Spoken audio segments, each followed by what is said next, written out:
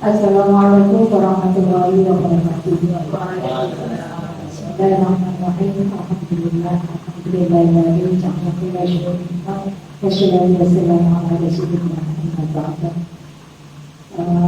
Teman-teman sekalian yang saya hormati dan saya banggakan, alhamdulillah sore hari ini kita bersama-sama bisa menghadiri acara pembahasan sosial dan emosional. Semoga acara kita hari ini berjalan dengan lancar hingga akhir. Amin.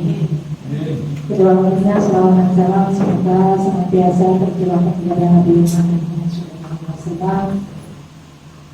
Kelak ya, dengan semoga kita diakui sebagai umatnya dan mendapatkan syafaat.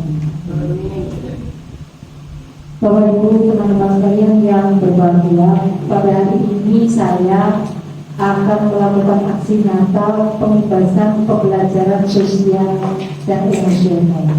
Ini adalah serempetan dari tugas belajar saya sebagai guru penggerak dalam rangka melakukan aksi Natal pada modul atau materi pembelajaran sosial dan emosional. Mengutip sedikit dari filosofinya Aristoteles bahwa mendidik pikiran tanpa mendidik hati adalah bukan pendidikan sama sekali. Kalau melihat dari kalimat ini sejalan dengan pembelajaran sosial dan emosional itu. Dalam pembelajaran sosial emosional itu, Ibu, kita sebagai pendidik itu tidak hanya mentransfer ilmu, tidak hanya mentransfer pengetahuan kepada anak-anak, tapi dalam kita memberikan pendidikan itu harus memberikan implikasi positif berupa perilaku, berupa keadaan emosi, berupa keadaan sosial anak yang menjadi berubah menjadi lebih baik. Jadi intinya dalam kita mendidik anak, mengajari anak itu jangan hanya pokoknya bocah iso memahami materi, tapi dibalik itu banyak hal yang harus kita berikan kepada anak-anak sebagai implikasi pendidikan itu. PSI itu sebenarnya apa? PSI itu adalah proses belajar yang berkaitan dengan memahami diri, empati terhadap orang lain, serta kemampuan berinteraksi dan berkomunikasi secara efektif. Jadi yang pertama, pembelajaran sosial emosional itu adalah pemahaman diri. Artinya bahwa orang ketika belajar itu dengan belajar itu dia akan memahami dirinya. Bagaimana dia, siapa dia, dan bagaimana dia harus bertindak seperti apa. Nah itu adalah PSI. Kemudian empati terhadap orang lain juga dalam pembelajaran itu harus nantinya punya efek. Anak itu punya sense of others, jadi punya perasaan kepada orang lain. Dia punya empati, punya simpati, bisa merasakan bagaimana seandainya saya jadi dia, atau bagaimana kalau saya berada di posisi dia. Itu imbas dari pendidikan yang seharusnya diterima oleh anak-anak, atau seharusnya pendidikan yang kita berikan kepada anak-anak itu harusnya berefek seperti itu. Kemudian kemampuan berinteraksi. Jadi pendidikan itu juga PSE itu menjadikan anak-anak itu punya kemampuan untuk berinteraksi, tidak hanya bersosialisasi, berkomunikasi saja, tapi di balik itu ada nilai-nilai kebaikan yang diterima oleh anak dari interaksi itu. Kemudian berkomunikasi secara efektif, ya. Otomatis kalau interaksinya baik, kemudian dia punya empati, memahami dirinya juga dengan baik, maka dia akan bisa berkomunikasi secara efektif kepada yang lain. Nah, tujuan PSE ini sekali lagi bahwa pendidikan yang kita atau transfer ilmu yang kita lakukan kepada anak-anak itu jangan sampai hanya murni kita memberikan keilmuan, keintelekan, ya, pengetahuan saja. Tapi di samping pengetahuan, anak-anak juga harus di manage emosinya, dibelajarkan sosialnya, bagaimana caranya berinteraksi sesuai dengan tujuan PSE ini, yaitu menciptakan ekosistem sekolah yang mampu mengelola emosi. Bapak Ibu, emosi itu tidak hanya tentang marah, emosi itu tidak hanya tentang kebahagiaan, tidak hanya tentang perasaan, tapi sebenarnya emosi itu lebih luas daripada itu. Kalau mengelola emosi itu artinya seseorang atau anak itu bisa membawa dirinya dengan baik. Itu hal-hal yang berkaitan dengan hati, itu kemampuan dia untuk mengelola itu berarti dia sudah bisa mengelola hatinya, mengelola emosinya. Kemudian yang kedua, tujuannya adalah bahwa dengan pendidikan pembelajaran sosial emosional itu, yang kedua menetapkan dan mencapai tujuan positif. Menetapkan dan mencapai tujuan positif. Anak bisa menata dirinya, manage dirinya. Tentunya kalau manage atau mengatur dirinya itu dia tahu mana yang baik, mana yang tidak baik, bagaimana dia memahami dirinya, Kemudian yang ketiga, ekosistem sekolah yang mampu merasakan dan menunjukkan empati kepada orang lain. Ya, tadi yang di depan tadi bahwa pendidikan yang kita lakukan, pengajaran yang kita lakukan itu harus anak-anak harus berefek bahwa anak itu juga punya empati kepada orang lain, merasakan apa yang dirasakan orang lain. Kemudian yang keempat, membangun dan mempertahankan hubungan yang positif, ya, berrelasi, bersosialisasi dengan baik. Kemudian yang terakhir, membuat dengan pembelajaran sosial emosional itu diharapkan mampu menciptakan ekosistem sekolah yang dapat membuat keputusan yang dilandasi kepedulian dan tanggung jawab. Nah, tujuan PSE inilah yang kemudian dikenal dengan 5 kompetensi sosial dan emosional. Intinya Bapak Ibu bahwa kita itu dalam mengajar itu harus menyelipkan hal-hal yang baik. Contoh ya. Sebenarnya PSE ini sudah kita terapkan dalam pembelajaran kita sehari-hari. Cuman saya sendiri juga tidak tahu bahwa yang saya lakukan itu adalah pembelajaran sosial emosional. Contoh, berdoa. Berdoa ini adalah salah satu contoh pembelajaran sosial emosional. Dengan berdoa, anak-anak menghentikan cipta sejenak, ya, memohon kepada Tuhannya dengan hati yang tulus. Kalau itu dilakukan dengan tulus, tulus itu sebenarnya menjadi cooling down. Anak-anak itu menjadi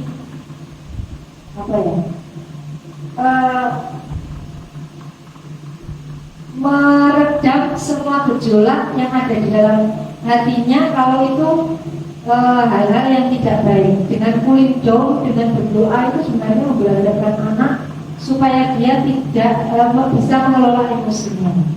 Itu sebenarnya kita sudah melakukan itu. Contohnya lagi adalah diskusi. Diskusi ini juga memberikan implikasi yang positif, ya, memberikan efek yang positif kepada anak-anak. Contohnya anak-anak bisa berinteraksi, menghargai pendapat orang lain, kemudian menerima pendapat orang lain, terus belajar mengeluarkan pendapat. Ini adalah juga PSE. Jadi sebenarnya ketika saya belajar PSE ini, saya juga tidak pertama mendengar istilahnya itu saya juga merasa ini hal baru yang belum pernah saya dengar sebelumnya. Ternyata setelah masuk ke dalam pembelajaran itu saya jadi paham, ternyata PSE itu juga kita lakukan, hanya saja kita tidak tahu bahwa yang kita lakukan itu adalah pembelajaran sosial emosional. sekali lagi bahwa pembelajaran sosial emosional ini adalah pembelajaran yang ditawarkan kepada kita yang tidak hanya memberikan sekedar pengetahuan saja, tapi dalam memberikan pengajaran itu harus memberikan nilai-nilai kebaikan dari apa yang kita lakukan untuk murid-murid kita. Pembelajaran sosial emosional ini menurut pemerintah adalah urgent dan mendesak. Kenapa? Karena menyadari pentingnya perkembangan murid secara holistik, bukan hanya intelektual tapi juga fisik, emosional, sosial, dan karakter. Jadi anak itu memang harus dikembangkan secara keseluruhan, tidak hanya intelektualitasnya saja, tapi juga harus fisiknya, kemudian emosinya, sosial, dan juga yang paling penting adalah karakternya. Jadi dia berkembang menjadi diri yang lebih baik. Nah, PSE yang tidak dikembangkan dengan baik itu akan berdampak lemahnya perkembangan, akan menjadikan keadaan sosial emosional anak itu menjadi lemah. Nah, indikasinya apa? Kalau saat ini banyak kita jumpai anak-anak perundungan atau bullying, kemudian tawuran, obat-obatan terlarang, motivasi belajar yang rendah, sambil di bawah usia, murid yang gangguan emosional, stres, cemas, bahkan bunuh diri, itu adalah contoh atau hal-hal sebagai dampak dari PSE yang tidak dikembangkan dengan baik. Nah, makanya sekolah adalah tempat tumbuhnya, tempat persemaian benih-benih kebudayaan. Nah, kebudayaan itu salah satu tempat tumbuhnya itu adalah di sekolah. Makanya sekolah harus mampu menjadi agen yang memberikan perubahan baik kepada anak, tidak hanya dalam hal intelektualnya, pengetahuannya saja, tapi juga emosional, kemudian sosial, karakter, dan lain sebagainya yang juga harus dikembangkan. Makanya seorang guru, seorang pendidik itu adalah teladan. Mau tidak mau, suka tidak suka, guru itu adalah teladan. Pokoknya dia dimanapun tempat, itu yang namanya guru itu pasti menjadi teladan. Jadi kalau ada guru bertindak yang sedikit saja tidak sesuai aturan atau sedikit saja melanggar norma, itu pasti akan menjadi bumerang bagi dirinya. Karena di luar kita, di luar para guru itu menganggap bahwa guru itu adalah orang yang sempurna, sehingga dianggap bahwa guru itu adalah benar-benar harus diburu dan ditiru. Bahkan anak-anak kita itu juga begitu. Kadang-kadang kalau orang tuanya yang ngomongi itu tidak mandi, tapi kalau yang ngomongi itu gurunya, itu akan berimbas. Contohnya anak saya itu kalau dibilangin sama gurunya begini, itu besoknya itu pasti dia langsung dilakukan. Beda dengan si ngomongin doa sampai cuwer nantinya ya. Makanya itu posisinya guru. Nah, bagaimana menerapkan pembelajaran sosial emosional ini? Sebagai pemimpin pembelajaran setelah mempelajari PSE akan semakin menyadari bahwa tugas seorang guru tidak hanya tentang transfer ilmu saja, tapi seorang guru hendaknya mampu membantu murid menjadi individu yang lebih baik dalam hal keterampilan sosial, regulasi emosi, empati, dan karakter. Dan PSE adalah pembelajaran yang memberikan fondasi penting bagi murid untuk dapat sukses dalam berbagai area kehidupan di luar akademik, termasuk kesejahteraan psikologis atau well-being secara optimal.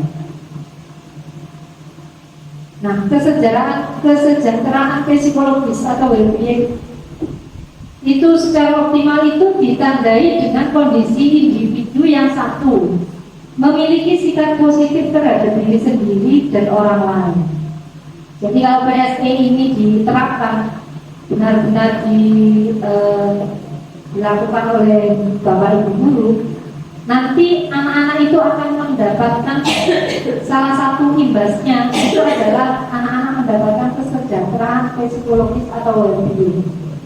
Nah, anak yang keadaan psikologisnya itu sudah sejahtera, itu indikasinya itu memiliki sikap positif terhadap diri sendiri dan orang lain. Jadi dia selalu memandang dirinya itu positif, tidak meng-underestimatekan dirinya sendiri atau orang lain.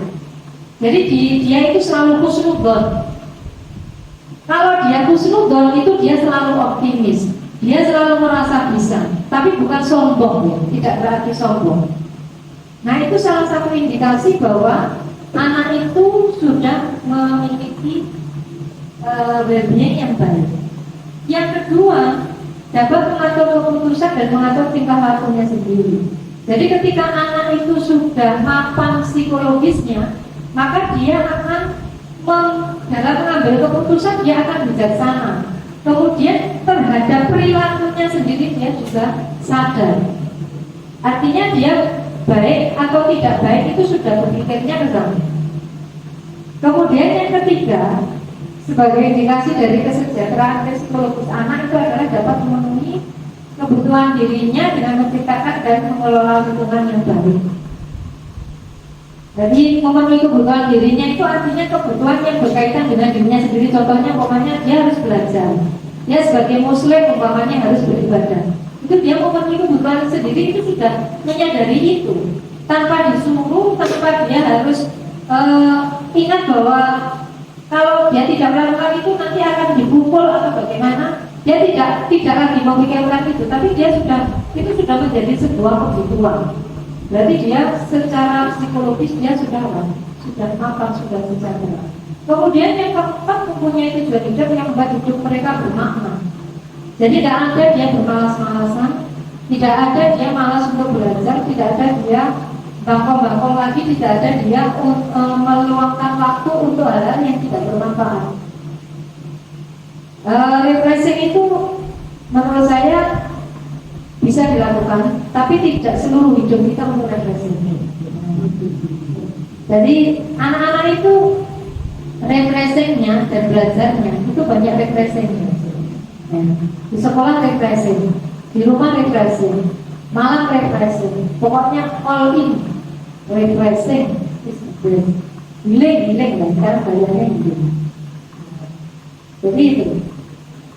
Karena belum menyadari bahwa hidup dia itu harus bermakna untuk dia itu sekarang harus melakukan apa supaya nanti ke depan dia baik, dia sukses gitu. Maka itu kalau melihat kondisi anak-anak kita itu kelihatannya masih dekat itu, masih dekat atau masih jauh untuk menuju kesejahteraan psikologis ini. Kemudian yang terakhir, berusaha mengeksplorasi dan mengembangkan dirinya. Jadi anak yang sudah mapan psikologisnya, sudah sejahtera psikologisnya itu dia akan mengeksplor dirinya. Contoh kalau di sekolah itu anak enggak hanya datang ke sekolah, masuk ke kelas, kemudian mengikuti pembelajaran, selesai dia pulang mengerjakan sudah. Tapi anak-anak yang bisa mengeksplor dirinya, dia aktif di organisasi, aktif di kegiatan ekstra, dia banyak mendapatkan ilmu yang tidak didapatkan di kelas. Itu anak-anak, termasuk anak-anak yang sudah psikologisnya sejahtera, meskipun itu dari 1 sampai 10 belum sampai angka 9. Tapi minimal kalau anak itu sudah mau bergerak, mau menambah wawasan dirinya di luar pengetahuan dia di kelas, itu menurut saya sudah mulai lebih untuk mengembangkan dirinya dan mengeksplor apa yang ada pada dirinya. Nah, bagaimana menuju well-being itu? Kalau menurut saya, yang pertama mengintegrasikan pembelajaran sosial emosional itu dalam pembelajaran sehari-hari di kelas atau di sekolah dan memasukkan tujuan KSE dalam konten pembelajaran. Jadi PSE itu tidak berdiri sendiri, jadi diintegrasikan di dalam pembelajaran kita sehari-hari. Contohnya saya contohkan tadi adalah berdoa sebelum pembelajaran. Kemudian kalau saya itu ada literasi Al-Quran atau membaca Al-Quran, kemudian ada sholat duha. Kemudian kalau di sekolah kita itu sebenarnya kayak upacara, itu juga merupakan salah satu contoh pembelajaran PSE yang ada di luar kelas, tidak di dalam kelas, tapi di luar kelas. Kemudian mengikuti ekstrakurikuler itu juga termasuk pembelajaran sosial dan emosional, karena itu mengajarkan anak untuk berkolaborasi, mengajarkan anak untuk bertanggung jawab, mengajarkan anak untuk tahu mana yang baik, mana yang tidak baik. Yang kedua, menciptakan menuju well-being itu adalah menciptakan lingkungan belajar yang mendukung pengembangan kompetensi sosial, emosional dan responsif secara budaya, dan berfokus pada upaya membangun hubungan dan komunitas. Jadi yang kedua ini memberikan dukungan penuh terciptanya lingkungan belajar yang kondusif, yang nyaman, aman, membahagiakan, menyenangkan bagi anak-anak. Saya di pembelajaran saya itu kalau ada anak 2 jam penuh di kelas saya kemudian tidak izin di kelas terus, yang melakukan pembelajaran dengan senang, itu menurut saya sudah luar biasa. Saya tidak menuntut yang macam-macam, dia harus pandai, harus ini, harus itu, tidak. Tapi dia mau dulu mengikuti pembelajaran 2 jam dengan betah, itu menurut saya sudah luar biasa. Nggak izin ke belakang, nggak izin makan, nggak izin apa ini dan itu menurut saya. Makanya sebagai pendidik kita harus menciptakan, harus membuat anak-anak itu betah, nyaman, bahagia, senang dengan pembelajaran kita. Makanya di sebelum-sebelumnya kita pernah sering membuat jadwal bahwa kita itu seorang guru harus full senyum, harus ramah aman, jangan banyak memberikan PR, harus selalu mengerti anak izin, anak memahami keinginannya anak. Jam kos saja, ya kan?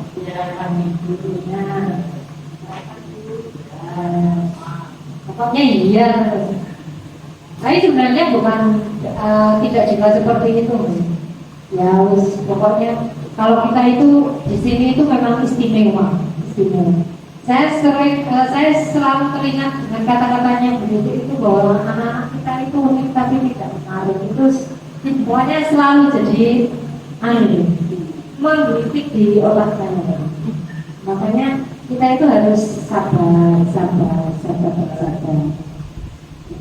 Yang ketiga, untuk menuju kesejahteraan psikologis atau well-being itu mengembangkan PSE dan menguatkan kompetensi sosial dan emosional bukan hanya kepada pendidik, tapi juga kepada tenaga kependidikan di sekolah. Jadi Bapak Ibu, kita mengembangkan PSE dan pengajaran sosial emosional itu tidak hanya kepada anak-anak saja, tapi kita, Bapak Ibu guru, tenaga kependidikan, juga para karyawan itu harus diberikan pemahaman tentang bagaimana membersamai anak-anak itu supaya anak-anak itu merasa aman, nyaman, senang berada di sekolah.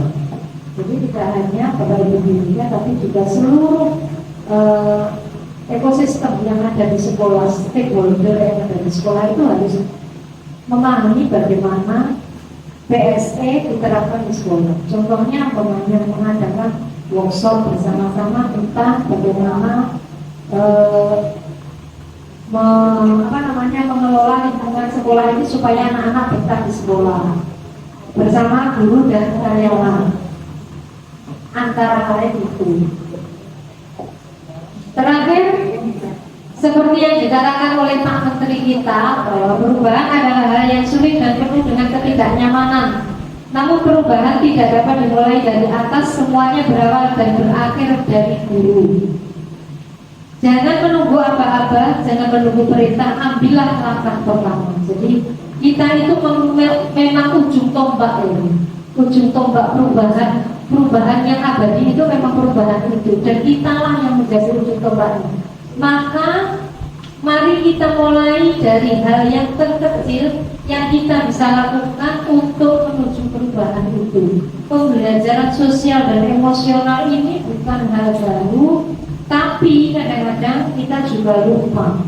Yang penting kita hanya kejar target, tayang materi kita selesai, target materi kita selesai, maka selesailah seluruh urusan kita. Nah, ke depan kita harus bisa berpikir lebih luas, lebih sabar lagi untuk membersamai anak-anak untuk menerapkan pembelajaran sosial dan emosional ini agar anak-anak bisa berkembang secara holistik, secara keseluruhan, tidak hanya pengetahuannya saja, tapi seluruh dimensi yang ada pada anak-anak, sosialnya, emosionalnya, karakternya, semuanya juga ikut berkembang. Demikian dari saya, ada kurang lebihnya mohon maaf tentang pembahasan pembelajaran sosial dan emosional. Ada kurang lebihnya mohon maaf. Wassalamualaikum warahmatullahi wabarakatuh.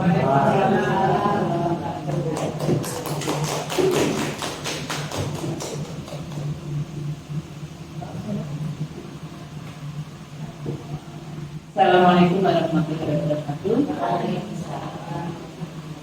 Alhamdulillahirrahmanirrahim. Terima kasih Bu Andi.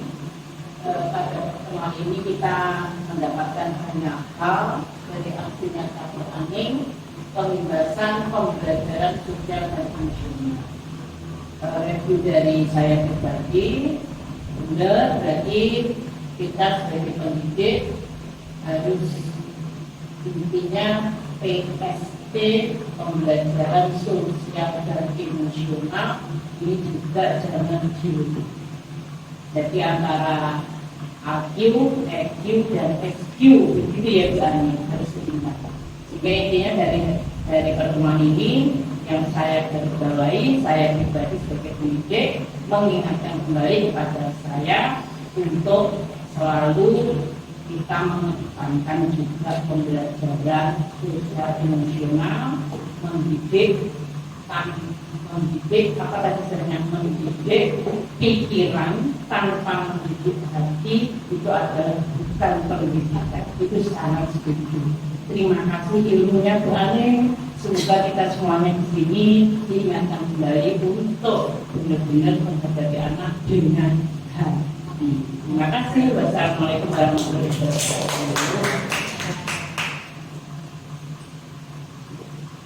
Terima kasih Bu Titi. Semoga kita menjadi lebih dan lebih baik.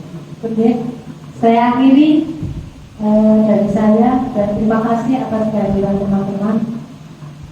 Sampai ketemu lagi di pembahasan yang lain. Terima kasih. Jiwa ini bisa. Hebat luar biasa.